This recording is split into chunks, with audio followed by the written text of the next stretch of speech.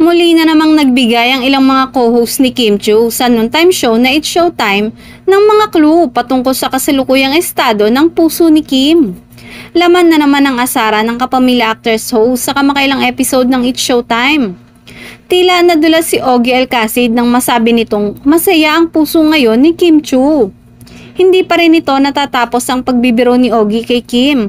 Dahil muli na naman itong humirit na, "Syempre, Ninong, masaya ako para sa inyo."